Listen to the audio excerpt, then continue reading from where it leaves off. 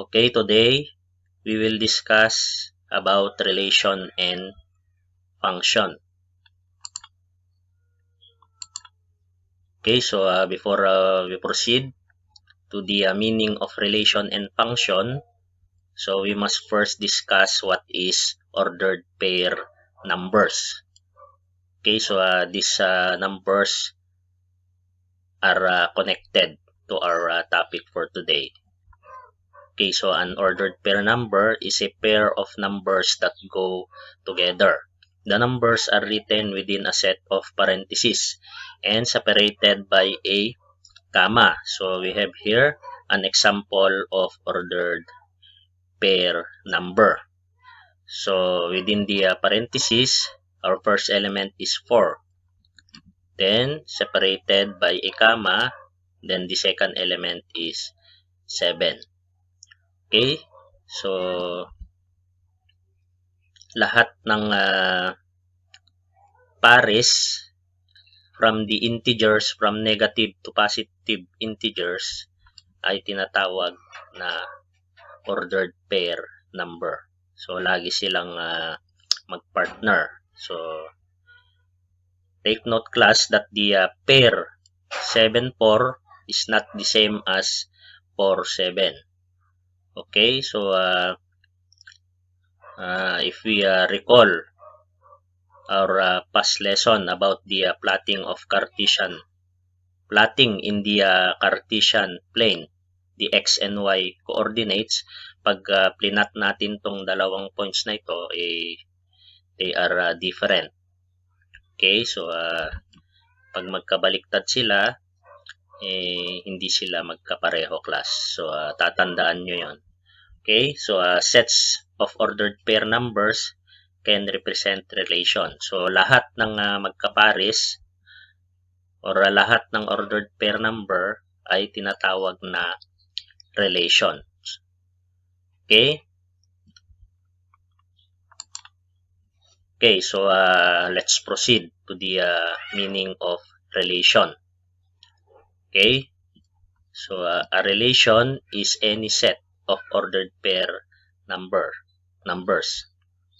Okay, so kagaya nung example natin kanina, ito mga example ng ordered pair numbers. So any integers from negative to positive integers ay tinatawag na ordered pair numbers. So sila ay relation.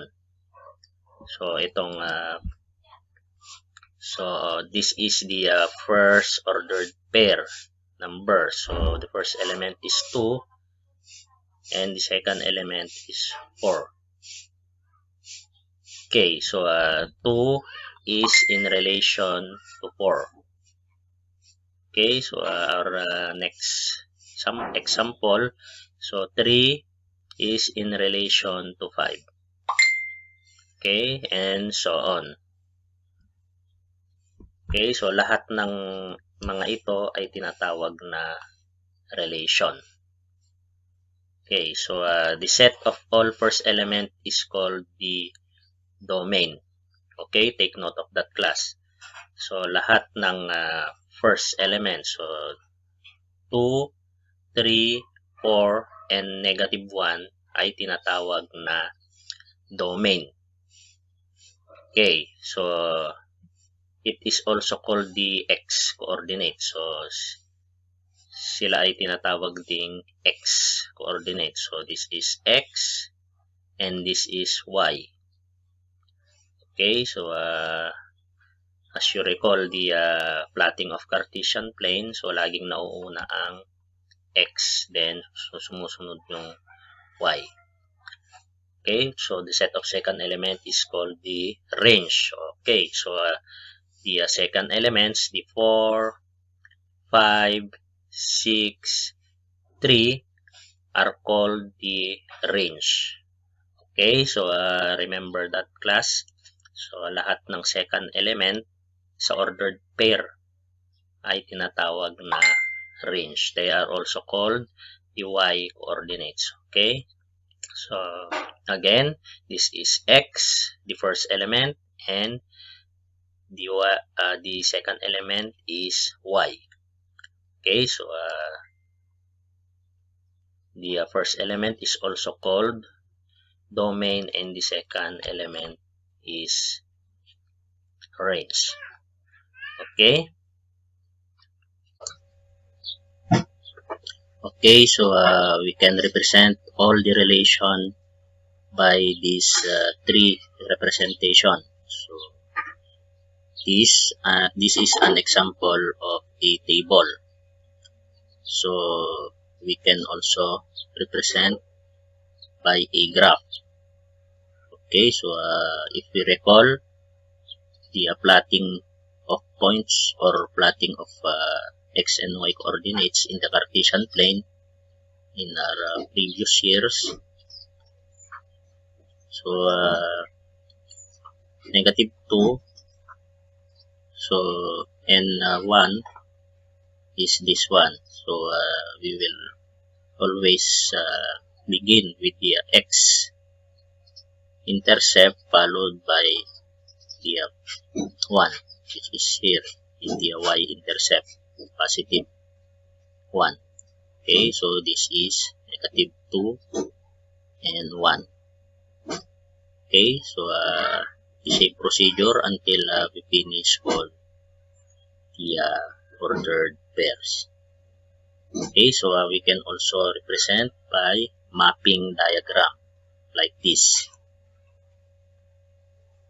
Okay, so in identifying a relation, if it is a function or not, so we usually use this representation or this mapping diagram. Okay.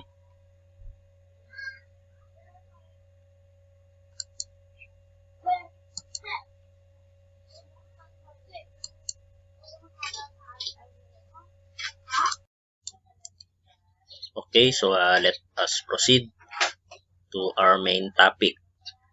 So we will identify if the relation is a function or not a function. Okay, so first we will discuss what is a function. So a function associates each element in its domain with one and only one element in its range. Okay, so let us have example so that we can understand very well if the relation is a function or not a function. Okay, so let us have an example. So let us try to observe the functions and not functions. So from the first example class, so these elements are the domains and these elements are the range, or these are the x coordinates and the y coordinates. So as you have noticed class, so lahat sa domain may isang partner lang siya sa range. Okay, so 1 is mapped to 3, 2 is mapped to 4, 3 is mapped to 5, 4 is mapped to 6. So that's why it is called 1 to 1. So it is a function. So ang iisipin lang natin class, so basta importante yung mga elements ng domain ay may iisang partner lang sa range. Okay? So number 2, so makikita natin lahat ng elements ng domain may isang partner lang sa range. So makikita natin yung 2 at -2 may pinartneran lang silang isa, yung 4, pero it's okay, basta importante nasa range lang. Okay, so importante mag-isa lang siya rito sa domain. So that is called a function. So compared to the not functions, so makikita natin dito, ito yung mga x coordinates and the y coordinates, or these are the domain and these elements are the range. So yung 1 maps to 1, yung 9 maps to 3, then yung 9 uli nagmap sa negative 3, then yung 0 nagmap to 0. So as we notice, plus yung isang element dito sa domain nagmap sa dalawa sa range. Pag if this is the case, ito ay hindi na function. Basta ang isang element sa domain ay pinartneran niya ang dalawa o higit pa sa tatlo sa range, ay hindi na siya function. Okay, so if we compared here, pag ganito, pag sa range lang, walang problema. Basta importante mag-isa lang siya rito sa domain. So yan ay function.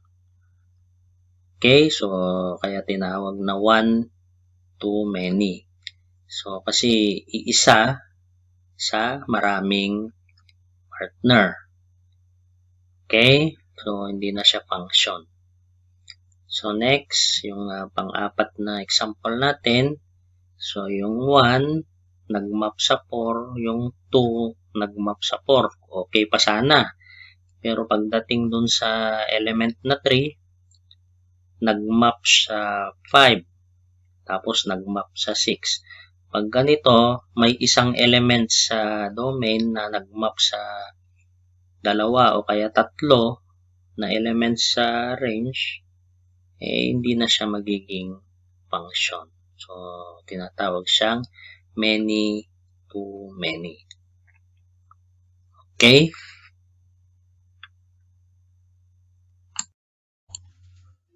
Okay, so let us have examples or activity. So we will determine whether the following are functions or not a function. So in letter A, it says here it is a function. Why? Okay, so let us explain why this relation is a function. Okay.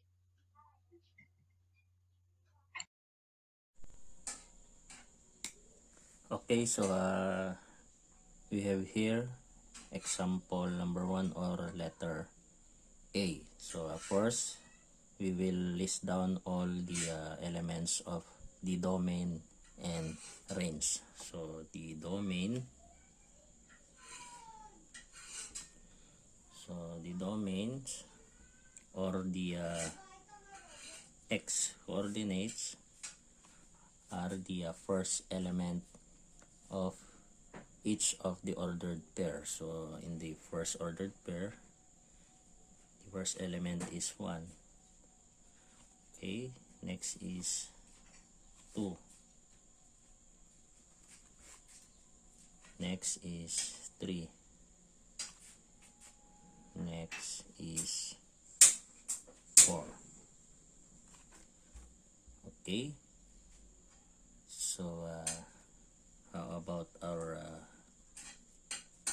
range or the y coordinates?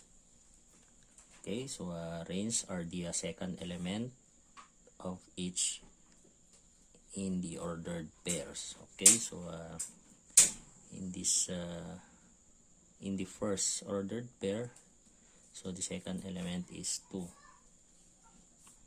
Next is 3. Next is 4 and 5. Okay, so take note class that when listing the elements of both domain and range, get rid of duplicates. So if we see the same elements, we will write them only once. Okay, so the same elements are written only once. So in this case, there is no elements that are the same. So take note also that in writing them, you must write them in increasing order. So in this case, they are already arranged in increasing order. Okay, so now we will represent them by mapping. So that we will determine if it is a function or not a function. Okay, so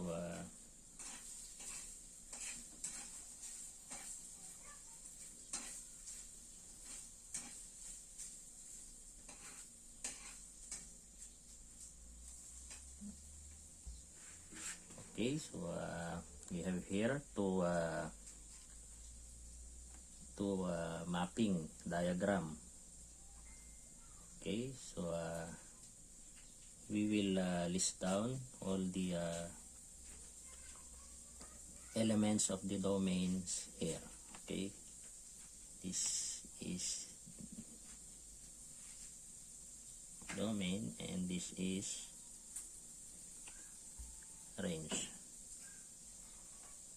Okay, so domains are 1, 2, 3, 4. So 1, 2, 3, and 4. And the range are 2, 3, 4, and 5. So 2, 3, 4, and 5. Okay, now, so we will map them. So 1 maps to 2. So 1 maps to 2. Okay, next 2 maps to 3. 2 maps to 3. Then 3 maps to 4. So 3 maps to 4. And then the last one, 4 maps to 5. 4 maps to 5. So is this relation a function class? Okay, if your answer is yes, so that is correct. So you see that is the elements of the domain maps to only one element of the range.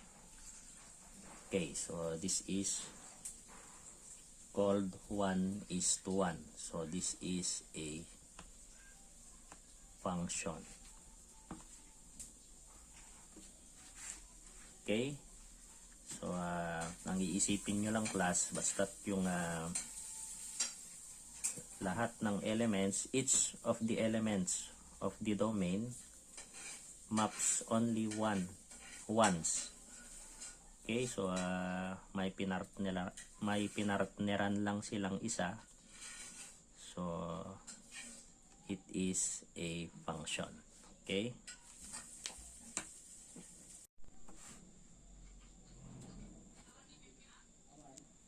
Okay, so let us proceed to our second example. So again, we will list down all the elements of the domain and range.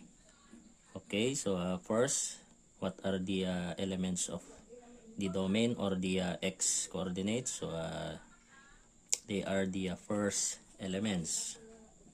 So 1, 0, 2, and 4. So 1, 0, 2, and 4. Okay, how about the range? So they are the second element of the ordered pair. So 3, 3, 1, and 2. 3, 3, 1, and 2. Okay, then we will arrange them in increasing order. Okay, so take note of that class. So after listing the elements of the domain range, we will arrange them in increasing order. So here in the domain, so the smallest number is 0, followed by 1, then 2 and 4. Okay, so in our range, so the smallest number is 1, followed by 2 and 3. Okay, so in listing the elements, we will write the we will get rid of duplicates. So it means to say that the same elements are written only once. So as you have noticed, in our range there are two the same elements, which is 3. Okay, so we will write it only once. Okay, so now we will map them by the mapping diagram, by representation of a mapping diagram, to see if the relation is a function or not a function.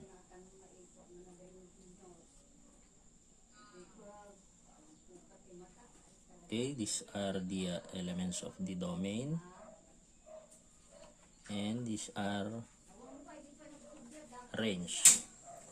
Okay, so the elements of the domain is 0, 1, 2, and 4. 0, 1, 2, and 4. And the elements of the range is 1, 2, and 3. 1, 2, and 3. So now we will map them. So 1 maps to 3. So 1 maps to 3. Then 0 maps to 3. Then 0 maps again to 3. Okay, then next 2 maps to 1. Okay, 2 maps to 1. Then the last one, 4 maps to 2. Okay, 4 maps to 2. So is this relation a function or not a function? Okay, if your answer is a function, that is correct.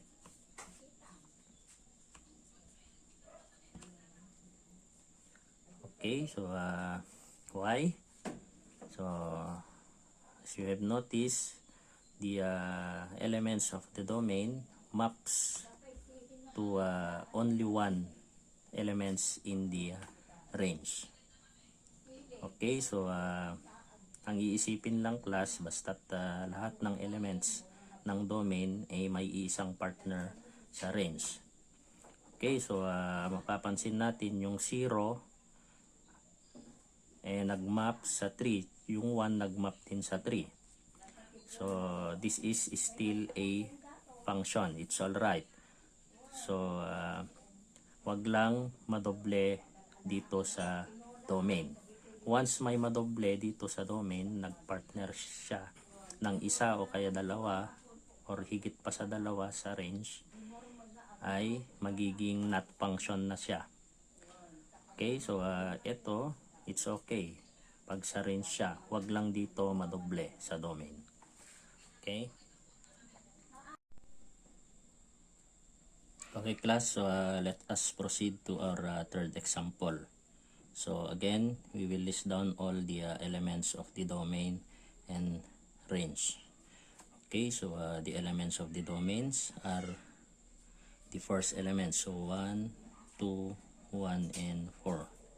Okay, so 1, 2, 1, and 4.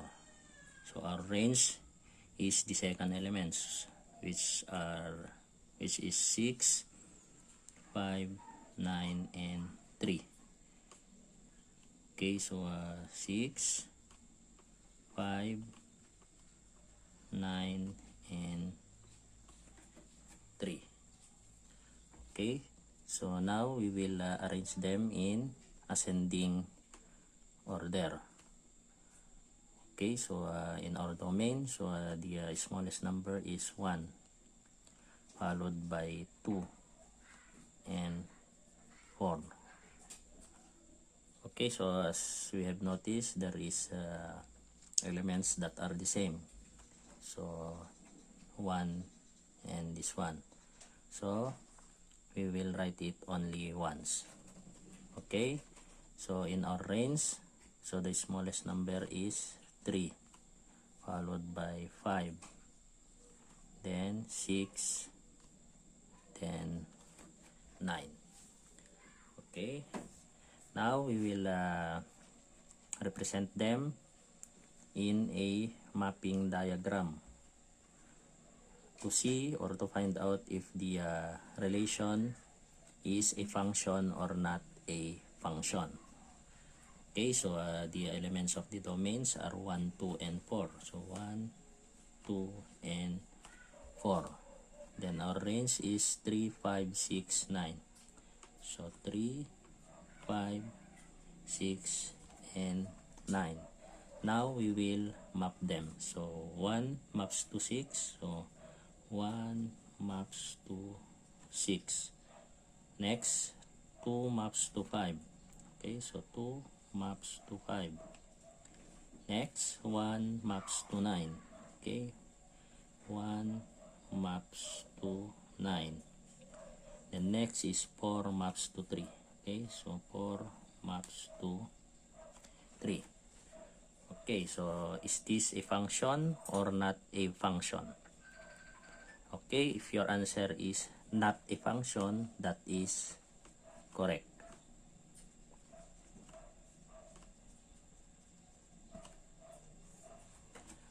Okay, why?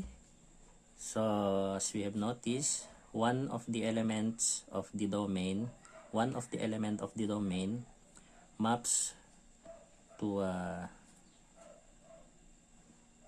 two elements of the range. Okay, so yung isang element is may dalawang partner sa range. So if this is the case, so this is not a function anymore. Okay, so compared sa second example natin kanina, so dito yung nadoble sa range, it's okay. Okay, now naman dito nadoble yung isa sa domain. Okay, so this is not a function anymore. Okay, class, so I hope you understand our lesson in relation and function. So I hope that you know how to determine if the relation is a function or not a function. Okay.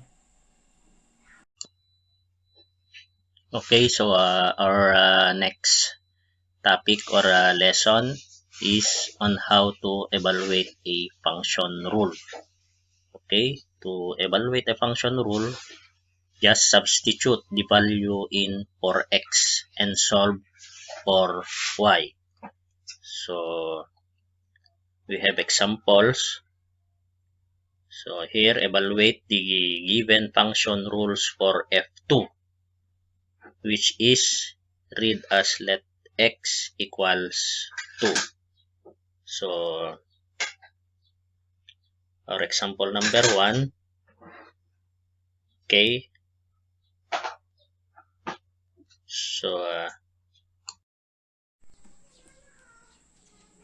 okay, so from our first example, so in evaluating a function rule, so our given is f of 2. Okay, then our function is f of x. F respect to x is equals to x plus 5. So this is our function. Okay, so whenever you see given like this, f, then inside the parenthesis is 2, this means to say that x is equals to 2. Okay, Then this function f of x is dy intercept or dy coordinate. So y is equals to x plus 5. So what will we do? So we will just substitute the value of x from the given function or expression. Okay, so y is equals to x, which is 2, plus 5. So our y-intercept is equals to 7. Okay, so our function or our ordered pair is x is 2 and 7. Okay, so this is our function or the ordered pair. Okay, so 2 is the x-intercept and y is equals to 7. Okay, so our next example.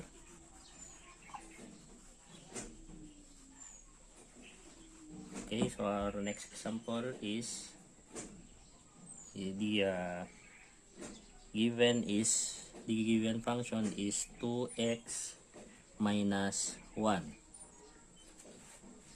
Okay, so the same, we will get f of 2. So again, this means to say that f of 2 is equals x equals to 2. Okay, so just always remember, class, if the given is in the form of like this and close with the parenthesis the number, so this means to say that x is equals to 2. Okay, so again, our function f of x is the y coordinate or the y-intercept.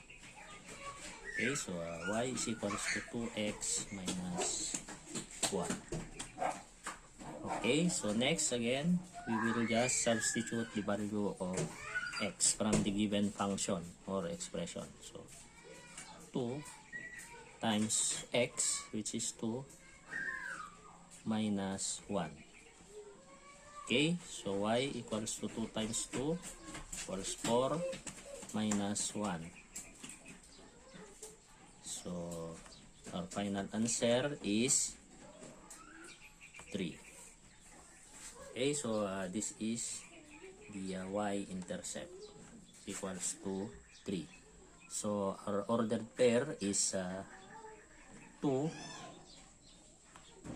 and 3. Okay, so this is the x-intercept, this is this one, and the y-intercept is 3, which is this one. Okay, so our last example. So our given expression is negative x plus 2. Okay, so again, f of x or f respect to x is dy intercept. So by substitution, so negative x, so negative 2 plus 2, this one.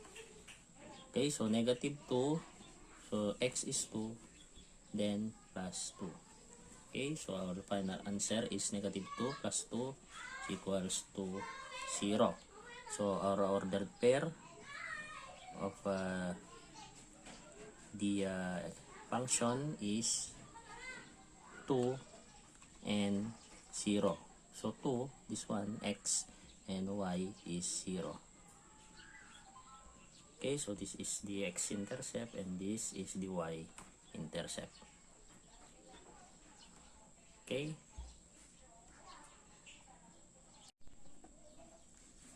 Okay, class, how about if when f of x is equals a number, Okay, let's say the given is f of x equals to 2.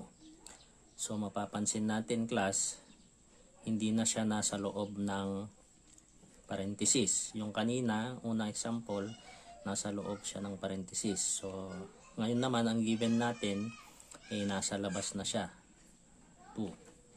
Okay, so take note that f of 2 is not equal to this one. F of x is equals to 2. So magkaiba sila class. Yung unang example natin nasa loob ng parenthesis. Ngayon naman nasa labas na siya. Okay? So lagi nating sinasabi kanina na ang f of x is the y coordinate or the y intercept. So y is equals to 2. Okay? So let us have a given function. So let's say ang hanapin nating function, f of x is equals to x plus 5. Okay? So what will we do? So again, f of x is equals to the y intercept or y coordinate. So y is equals to x plus 5. Okay. So anong gagawin natin? So we will substitute. So the value of y is 2. This one. So 2 is equals to bring down the expression x plus 5. So next, we will to get the answer or to get the x variable, so we will transpose positive 5 to the other side. Okay, so 2, so positive side, positive 5 will become negative 5. So we transpose to the other side. So it's equals to x. Okay, so what is the answer? Or what is the value of our x intercept or x coordinate? So 2 minus 5 is equals to negative 3. Okay, so negative 3 because 5 is the bigger value, so we will just get the sign of the bigger value. Okay, so ang coordinates natin is negative 3 and 2. Okay, so this is the x-intercept and the y-intercept. So itong ordered pair natin. Okay, so let's have another example. So the same, our f of x is equals to 2. So ang hahanapin natin is ito ang function na hanapin natin, 2x minus 1. Okay, so ito ang hahanapin natin. So again, f of x, ito ang y-intercept natin, is equals to 2. Okay? So f of x, yan ang y-intercept. Okay? So f of x, so this is y, is equals to 2x minus 1. 2x minus 1. Okay, so ano gagawin natin? So we will substitute again the value of y, which is 2. So 2 is equals to 2x minus 1. So next, so we will transpose negative 1 to the other side. So 2 negative 1 will become positive 1 is equals to 2x. Okay, so 2 plus 1 equals to 3 is equals to 2x. Okay, so is this the final answer? Okay, so this is not yet the final answer. Okay, so what will we do? 3x equals 2x. So we will divide both sides to get the variable x. Okay, so we will divide this one by 2 and also the other side. Okay, so this 2 is cancelled. So ang maiiwan, x is equals to 3 halves. Okay, so this is our final answer. So our coordinates or our ordered pair is 3 halves at 2. Okay, so ito ang ordered pair natin. Ito ang x-intercept natin, which is this one, and 2 is this one. Okay, so next example. So the same pa rin. So our f with respect to x is equals to 2. So f of x is our y, then is equals to 2.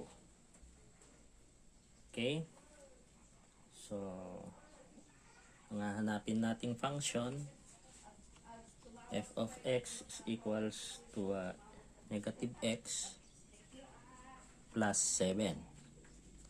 So ito naman ang hahanapin natin ngayon. Okay, so again, f of x is dy, coordinate. So y is equals to negative x plus 7. Okay, so again, we will substitute the value of y, which is 2, is equals to negative x. We will just bring down the expression. Okay, so what's next? So we will transpose positive 7 to the other side. So this will become negative 7. Okay, 2, this one, negative 7 is equals to negative x. Okay, so negative x.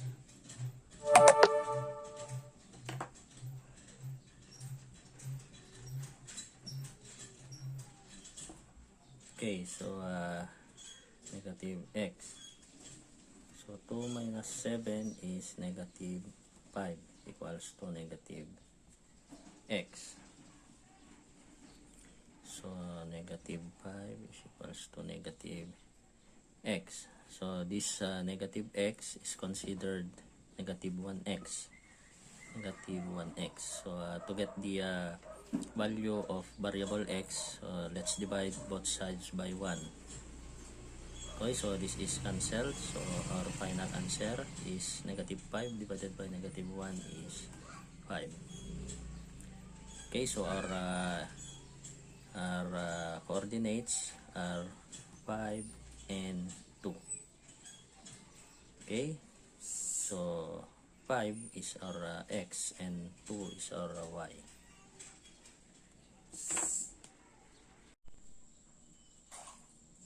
Okay, so how about if we evaluate multiple values?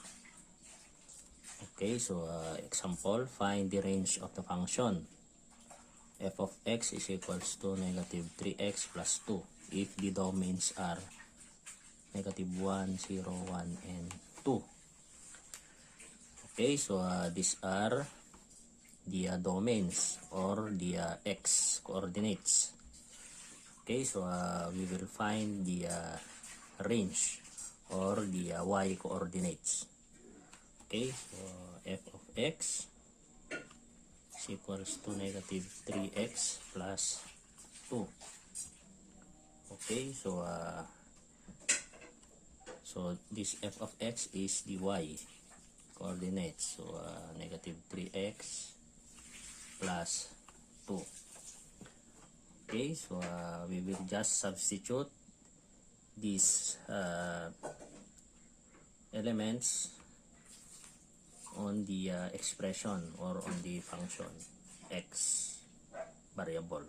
Okay, so y equals to negative 3 times we will substitute first the negative 1. Okay, so negative 1 plus 2. Okay, so y is equals to negative 3 times negative 1 is 3 plus 2.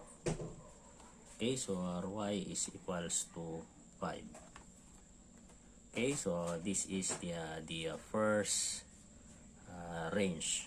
Okay, so our first range is equals to 5. Okay, so next we will substitute the element 0. Okay, so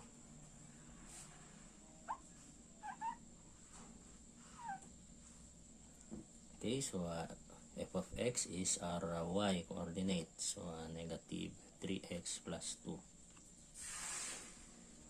Okay, so our y is equals to negative 3 times 0 plus 2. Okay, so our y is equals to negative 3 times 0 is 0 plus 2. Okay, so our y is 2. Okay, so our next range is 2. Okay, so we will substitute the positive 1. Okay, so y is equals to negative 3 x plus 2. Okay, so y is equals to negative 3 times the third element 1 plus 2. Okay, so y is equals to negative 3 times 1 equals to negative 3 plus 2. So our third range is equals to negative 3 plus 2 is negative 1. Okay, so y negative 1. So we get the sign of the greater value 3. Okay, so our third range is equals to negative 1.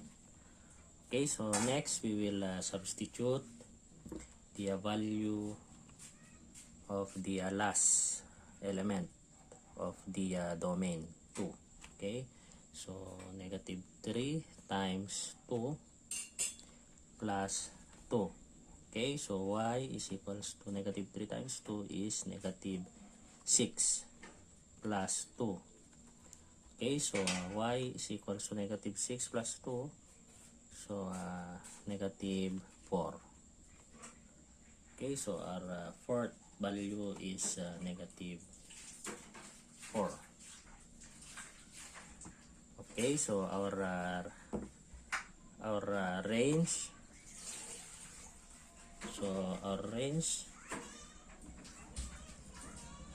is 5 to negative 1 and negative 4. So these are the value of range.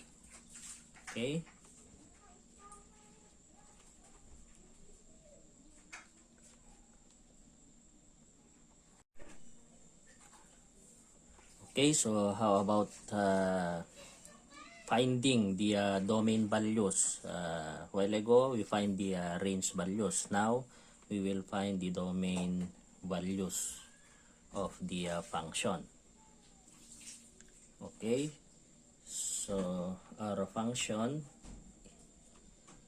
is 2x minus 7. Okay, so these values are the range or the y coordinates. Okay, so f of x is our y, so 2x minus 7. Okay, so what will we do? So we will just substitute the values of y, which is negative 3, negative 2, and 4. So we will just substitute here in the y variable. So we will substitute first negative 3. So negative 3 is equals to 2x minus 7. Okay, so by transposition, so we will transpose negative 7 to the other side. So negative 3, so negative 7 will become positive 7 is equals to 2x. Okay, so negative 3 plus 7 is 4 is equals to 2x. Okay, so 4 equals to 2x. So next, we will divide both sides by 2 to get the value of x. Okay, so this is cancelled. So our x is equals to 4 divided by 2 is 2. Okay, so our first domain is 2. Okay, so next we will get the value. We will substitute the element negative 2. Okay, okay, so y is negative 2. So negative 2 is equals to 2x minus 7. Okay, so negative 2 is equals to 2x. By transposition, negative 7 to the other sides will become positive 7 is equals to 2x. Okay, so negative 2 plus 7 is 5, positive 5 is equals to 2x. Okay, so 5 is equals to 2x. So we will divide both sides by 2 to get the variable x. Okay, so this is cancelled. So our x is equals to 5 all over 2. Okay, so our x is equals to 5 all over 2. Okay, so our next domain is 5 all over 2. Okay, so next we will substitute the value of 4 or the value of y, which is 4, the last element. Okay, so y is 4. Okay, so 4 is equals to 2x minus 7. Okay, so by transposition, so 4 negative 7 will become positive 7, 2x. Okay, okay, so 4 plus 7 is 11 is equals to 2x. Okay, so 11 equals to 2x. Okay, so we will divide both sides by 2 again. So this is cancelled. So our third domain is 11 all over 2. Okay, so our last domain is 11 all over 2. Okay, so the values of domain of our domain. Okay, so the values of our domain is 2, 5 all over 2, and 11 all over 2. So these are the values of our domain. Okay.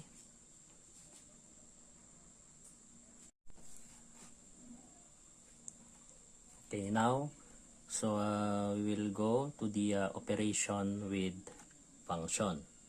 So in this lesson, we need to use the 4 arithmetic operation, which is plus, or the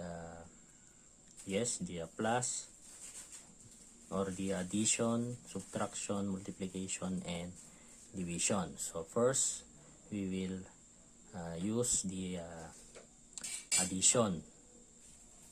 So the formula is this one. So f plus g times x.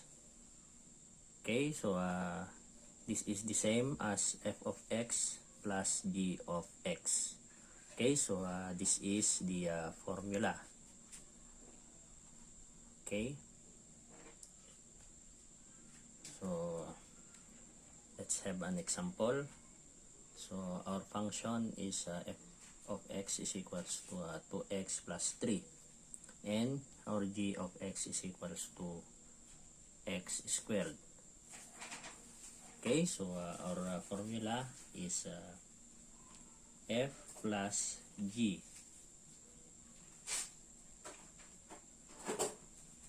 times x.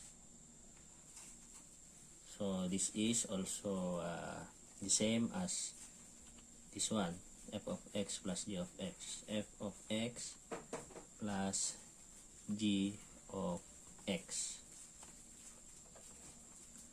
Okay, so what will we do?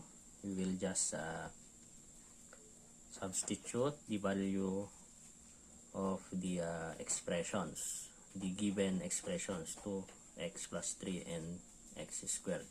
So what is our f of x? So 2x plus 3. Okay, so 2x plus 3. So plus gx. So what is the value of our gx? Is equals to x squared. Okay, so x squares. Okay, so by simplifying, so we will combine like terms, but there is no like terms. So our final answer is x squared plus 2x plus 3. Okay, this is the final answer. Okay.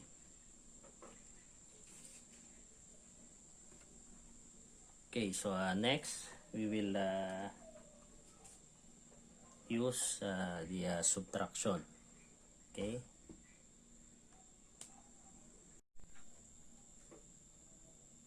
Okay, sometimes we need also to combine like terms. Okay, combine like terms. For example, so our f of x value is equals to 5x plus 1, and our g of x is equals to 3x minus 2. Okay, so by our formula, f plus g times x is the same as f of x plus g of x. So this is addition class. Okay, so what will we do? We will just substitute the value of f of x and g of x. So our f of x is 5x plus 1, 5x plus 1, plus g of x is 3x minus 2, 3x minus 2.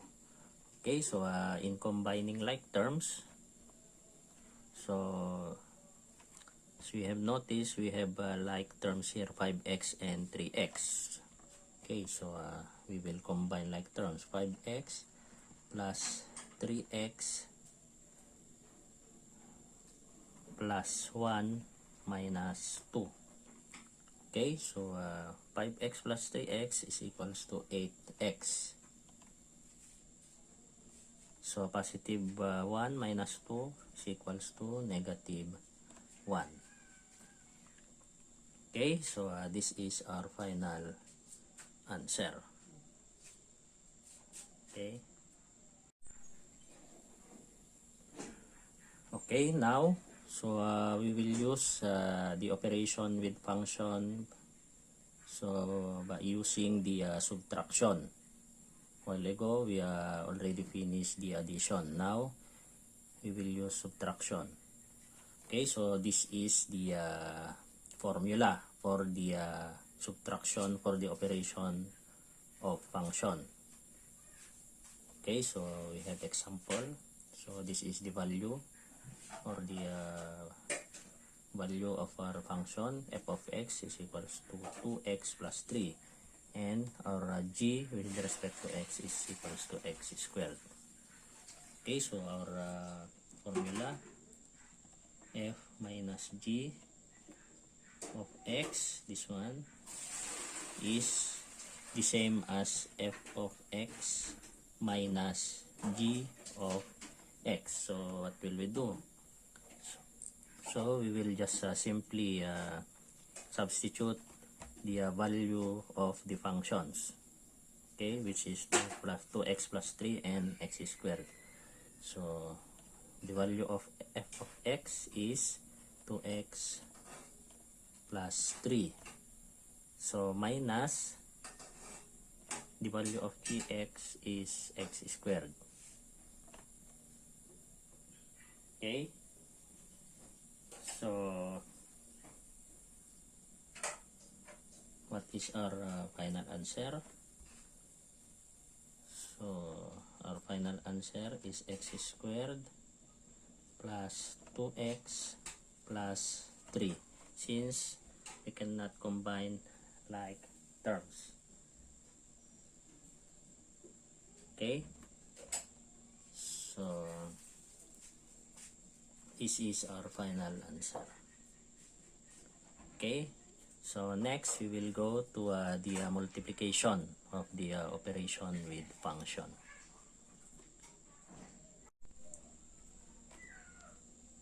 Okay, so now we will go to the multiplication of the operation with function. Okay, so our formula is f times g of times x is equals to, so this is the same as f of x times g of x. So this period is a symbol of multiplication. Okay, so let's have example. So the value of our function x, f of x is equals to 2x plus 3, and our g of x is equals to x squared. So what will we do? So this is our formula, f times g times x is also the same as f of x times g of x, this one. So we will just substitute the value of our f of x. So f of x is 2x plus 3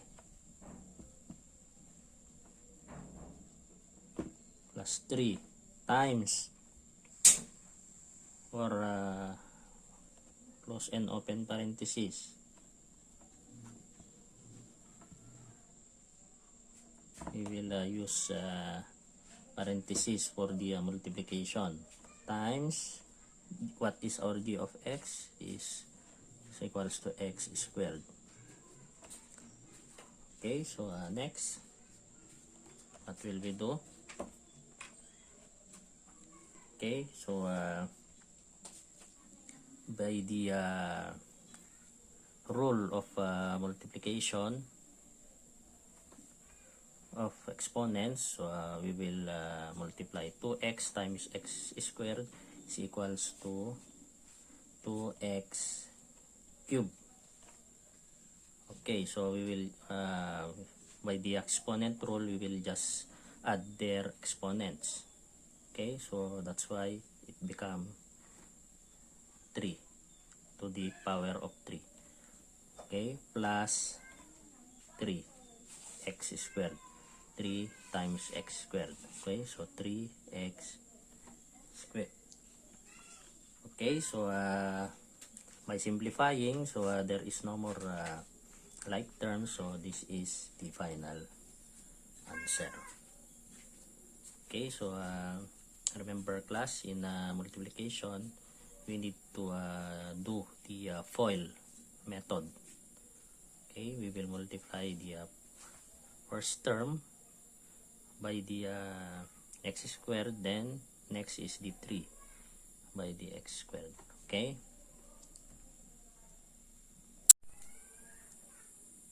okay, now we will go to the division of the operation with function. Okay, so we will use division. So this is the formula. F all over g times x is the same as f of x divided by g of x. So this is the formula. Okay, so we have example, the same value. So our f of x is equals to 2x plus 3, and our g of x is equals to the x squared. So what will we do? So our formula is f of x is equals to g of x.